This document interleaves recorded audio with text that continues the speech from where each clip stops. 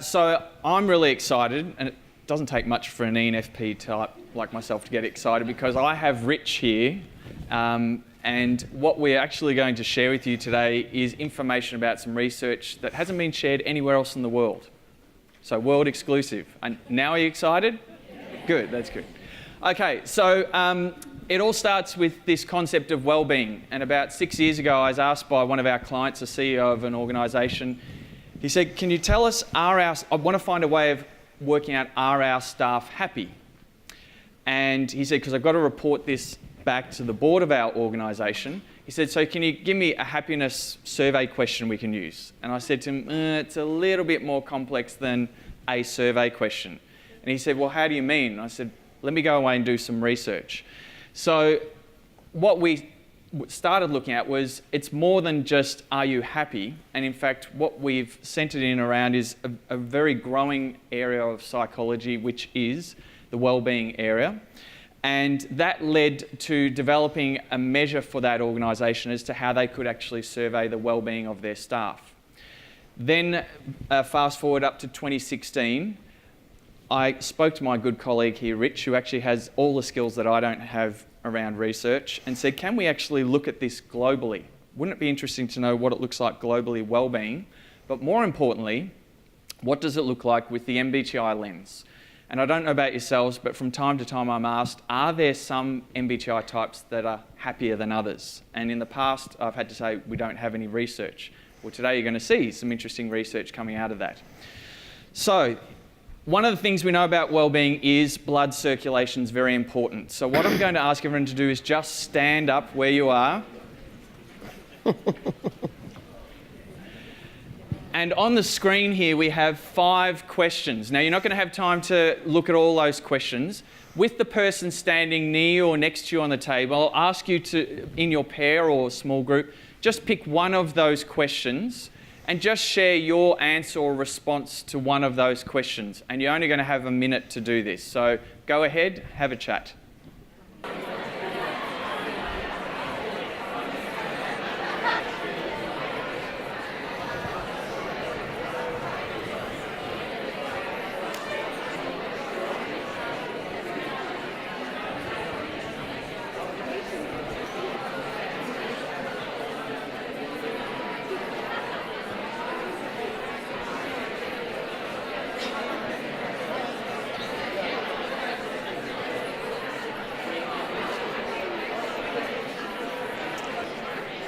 Okay, folks, if I can ask you to now wrap your brief conversations, and you're welcome to sit down again.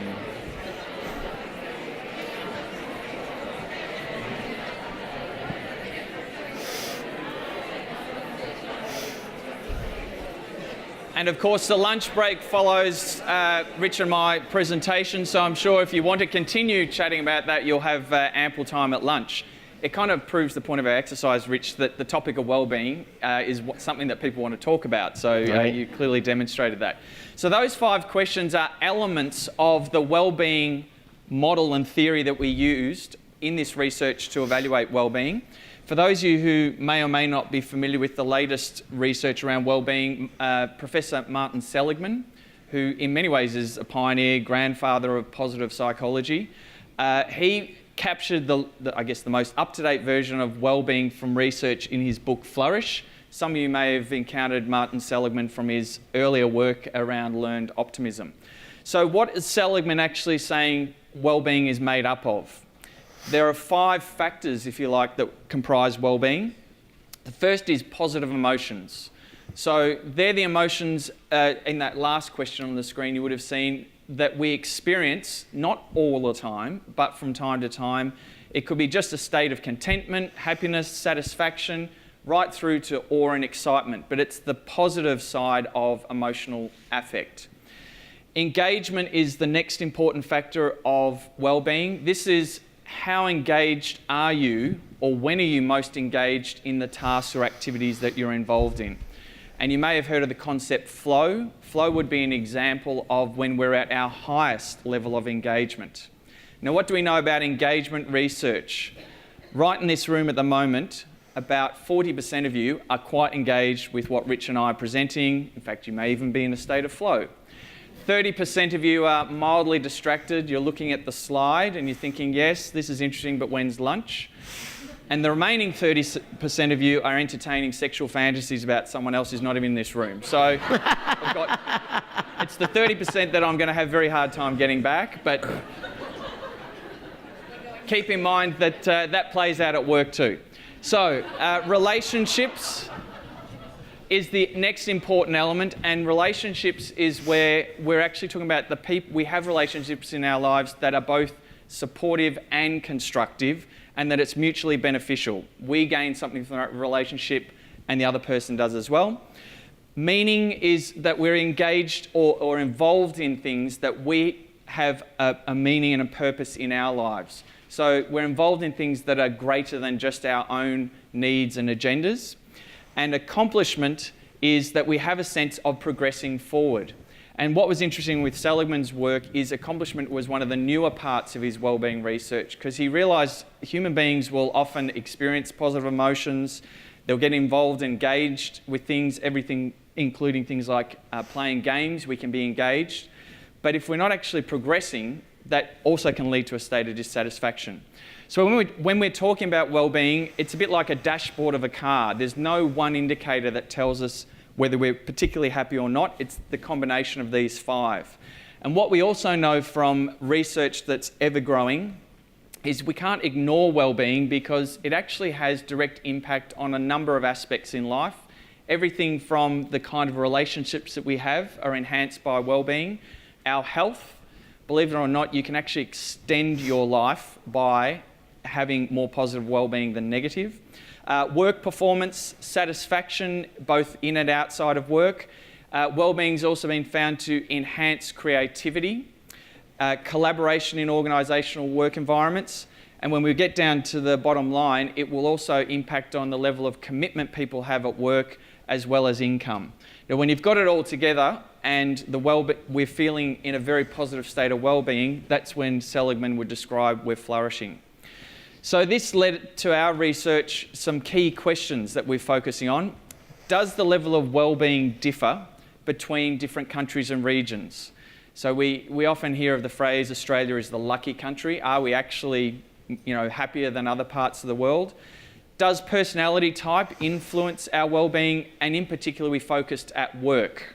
Well-being is obviously part of our lives outside of work, but we were interested in the work element. Does personality type influence the ways people enhance their well-being? So we weren't interested just in how happy or sad people were, but what do people do to enhance their well-being? And what are the most effective ways that we found in our research that people actually report enhance their well-being? So that was the basis of our research. So we did our first global study in 2016, and today you're going to hear about the 2017 research. I'll hand over to Rich. All right, thank you, Martin. So given that I do research for a living, I'm compelled, it's a need to give some amount of method, even though a lot of people aren't that interested in it. But anyway, so as Martin said, we did in 2016, and about a year later, we did the 2017 survey. We went to the same people who had done it before, and also new folks from our database. Our South Korean distributor insisted on doing a translation and collecting data there, and along with other partners around the globe. And some of you might have gotten the invitation from Martin's group.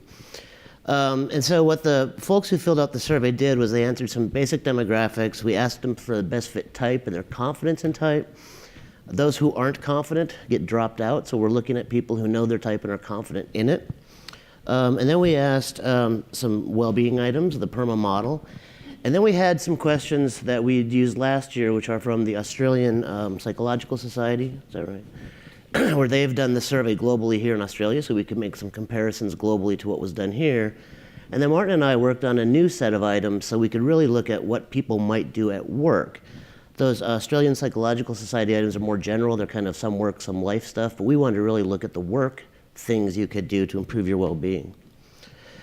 So the sample is about 4,000 people, and you can see hopefully on the screen where it came from. Because we have a system in the United States to tap into people, it's usually, most of the work we do is primarily US driven, but also you'll see a fairly large sample from the UK, Australia, and South Korea. whenever we do work, and I don't know where to point with my laser, because there's two of these. It's very confusing to me. But whenever we do any of this kind of work, we almost always get this distribution on gender, 2/3 women, 1/3 men. The only thing I can say is women are more willing to do some survey stuff. But you can see that most of the sample is the kind of folks that we tend to work with the MBTI. So it's professionals, it's education, managers, and so on.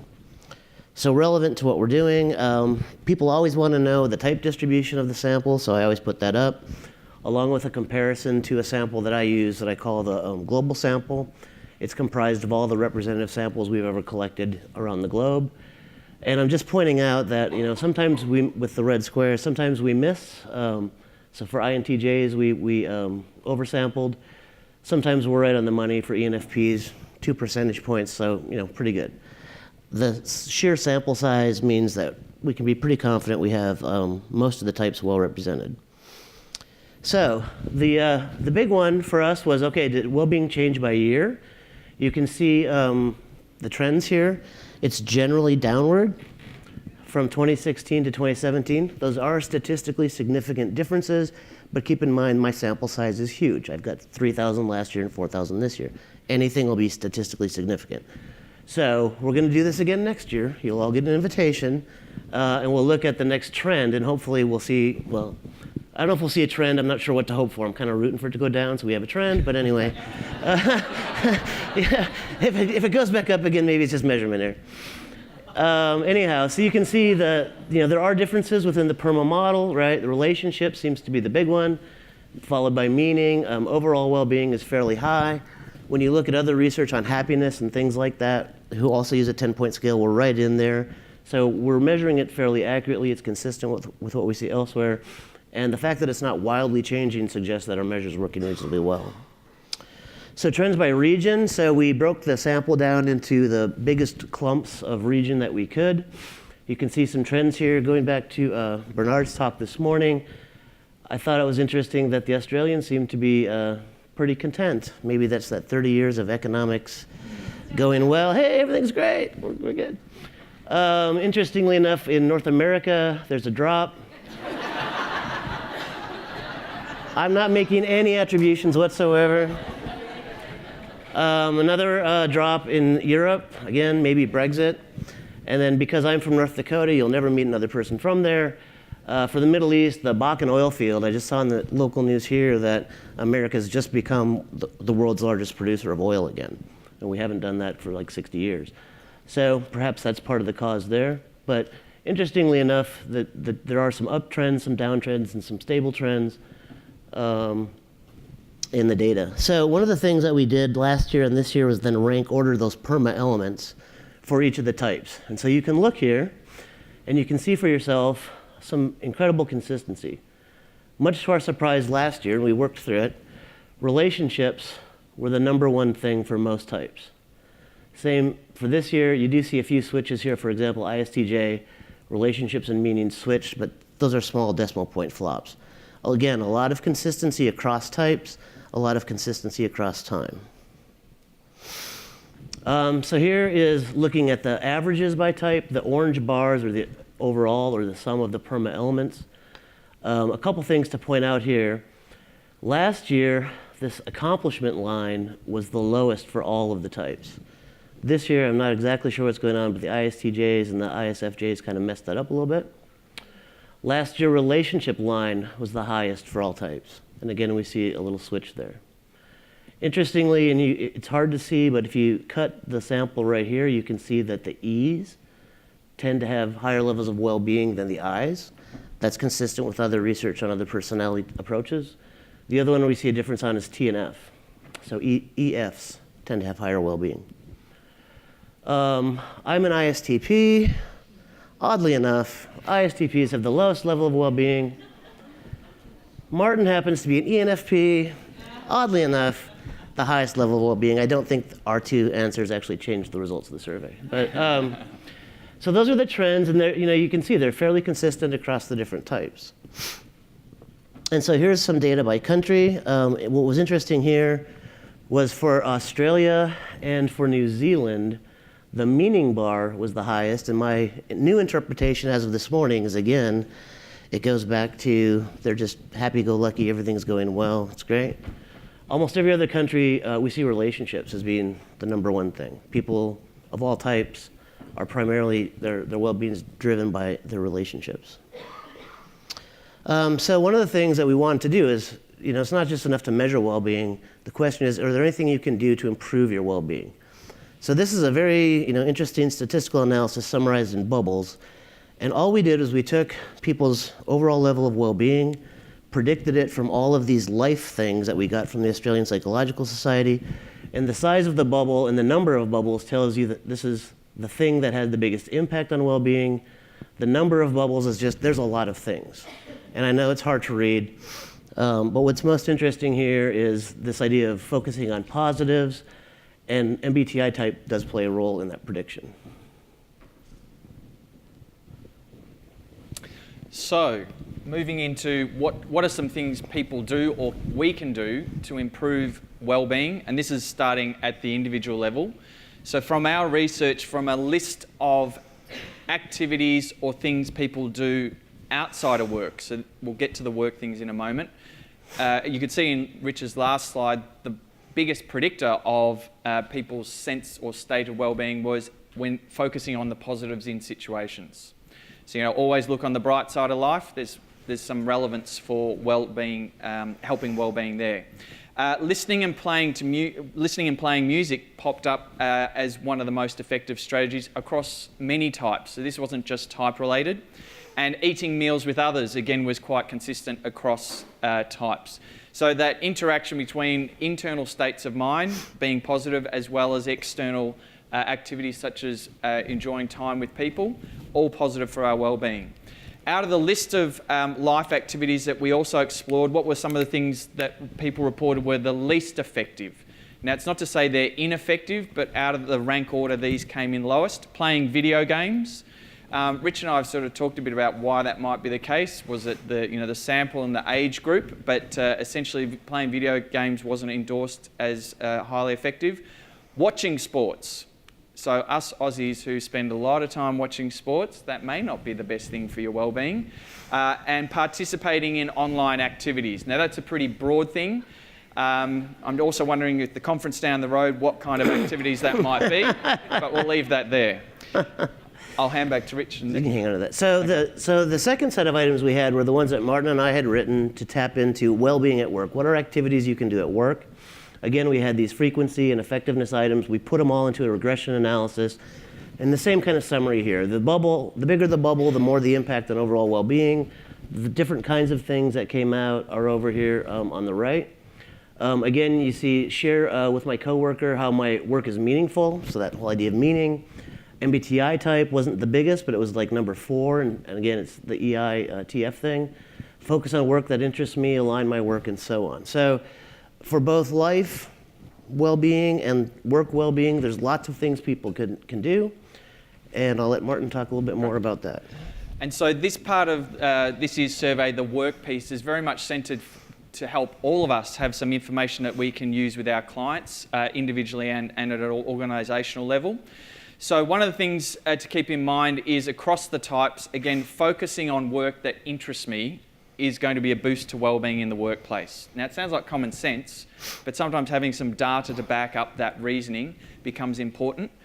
Spending time with positive people in the workplace is one of the most effective strategies for improving well-being. And focusing on tasks that make me feel positive was also in the top group of most effective. Now, if you think about knowledge of type and career and how we all engage with our work and careers, type gives us a clue or a code as to what are the sorts of things from your type perspective you're likely to find interesting as well as positive. And those kind of conversations can occur a lot more easily between managers and employees and within teams if they're conscious of their type. What were some of the work activities that were found to be the least effective in managing well-being? Making a note of what I achieved. Now, I'll share an insight here. When we were coming up with these items, I said, surely if accomplishment is low, people need to keep a record of what they actually achieve at work, and that will boost their well-being. Do you think I, as an ENFP, record anything that I achieve at work? No, I just assume move on to the next one. So it's no surprise that many other people don't do the same thing. Using social media at work was also one of the less effective strategies in the workplace, and recording what I enjoyed doing at work. Now that relates probably to item 24 and 26, have a relationship there. And as you were seeing in the results Rich presented earlier, the factor of accomplishment is the lowest out of the 5 wellbeing factors. So there's probably an opportunity for all of us to find ways of how do we increase people's sense of accomplishment at work. Now, what we wanted to also find out is what do people of given type groups do both in work and outside of work to improve their well-being. So the analysis we put together was what were the top 5 highest. Now we've extracted Rich's type group and my type group. So you can see there are some similarities, despite even being almost type opposites. There are some common activities that both ISTPs and ENFPs find helpful for well-being. And that got Rich and I thinking, but is an ISTP's version of focusing on the positives the same as an ENFP's version of focusing on the positives? And this is where we did a little bit more qualitative research. Go ahead. So I sat down with one of my colleagues who's also an ISTP, and I said, well, this is what we found, and it's bothering me because it doesn't necessarily make a lot of sense to me at the moment. We talked it through a little bit, and when I started to think about it, it turns out that for me to focus on the positives, I actually have a mental list in my head that if I have to, I go and I get the list, I kind of go through it. Yep. I also have a list of things I don't like and it's which list I choose to look at that day. Things also move around. But also when I'm thinking about those positive things, I'm not thinking about how it impacts other people, I'm thinking about how it impacts me. So, hey, I really like this bit because it has this benefit for me. I'm not even thinking at all about other folks. When we get to the work tasks, I find a task that I like. I tend to find something that I can do by myself that's very technical. I can just sit down, heads down, like crunching numbers for the well-being presentation. Sit down, heads down, and get the work done. And those are the kinds of things that I tend to do at work under those headings of work on tasks that interest me and the positives. And so what does those look like for an ENFP, focusing on the positives? And I tried to be as objective and scientific as I possibly could. I didn't look at Rich's answers before I got mine, and it was interesting what came up. What as an ENFP I interpret as focusing on the positives is always looking at what goes well. So what went well today? What went well in that last meeting? Seeing others respond positively to my suggestions or my ideas, or people liking my ideas. Now, as an ENFP, if I put an idea out there and someone says, yeah, that's really good, they just didn't like the idea, that means they also like me. So that's what I mean by focusing on the positives. What does focusing on work tasks that interest me as an ENFP? Speculating about the future. I was in nirvana there with Bernard this morning, and then Jeff backed it up with future pictures. It was brilliant. Finding ways to connect ideas and concepts to theories, and then also helping other people make a positive change in their life. And they're the sorts of things that I'm often looking for in the workplace to keep me interested with the well-being. So what does this actually mean for all of us? On your tables, what we prepared, and again, you're the first in the world to get this, we prepared a bit of a summary of the 16 types and what are some well-being tips that each of the types reported help their well-being both outside of work and inside of work. And the way that we've presented it on the page is to actually put type opposites adjacent to each other. And I found that quite fascinating because I almost assumed if you're type opposites, there'd be completely different things, but you'll see even opposite types share things in common. But keep in mind, those opposite types might interpret that same activity in different ways. And some further thoughts about taking this information into our lives in the workplace. These are more takeaway questions for you to reflect on or even potentially use with your clients and within your workplace. What are ways that actually support well-being in your workplace, and how do you know they work or don't work? I think we're all familiar that many organisations are very focused at present on supporting well-being of their employees and their staff, but there's often a one-size-fits-all approach to it. You know, we'll host yoga classes or we'll teach mindfulness.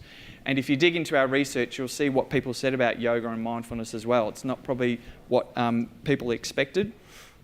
What negatively affects your well-being? So it's of equal importance to identify what can impact on someone's well-being, and then how can you minimise those occurring in the workplace? What's one thing that you can do in the next 6 weeks that will make a difference to your well-being? And we deliberately chose 6 weeks because we know if you can maintain that as an activity or a strategy, it becomes more of a habit and then easier to maintain. What can you do to help the well-being of family, friends and colleagues? And a point that jumped out of Martin Seligman's work is he kind of picked off a group of countries around the world that at this point in history are very affluent and have lots of resources at their disposal. Australia is one of those countries, and simply looking for things that improve our own well-being and not considering others is going to have a detrimental impact. So this is one way of thinking of it. How do we help other people's well-being? And what can your organisation do to support the well-being of staff, clients and the community? Now, if you want to know more about what we're finding out from the wellbeing research, in the months to come, we'll be publishing the updated research paper for the 2017 with a particular focus on work strategies. And you'll be able to use that information to look at type knowledge and how you can use that with clients to target strategies that are the most effective or give the biggest bang for the buck in terms of wellbeing.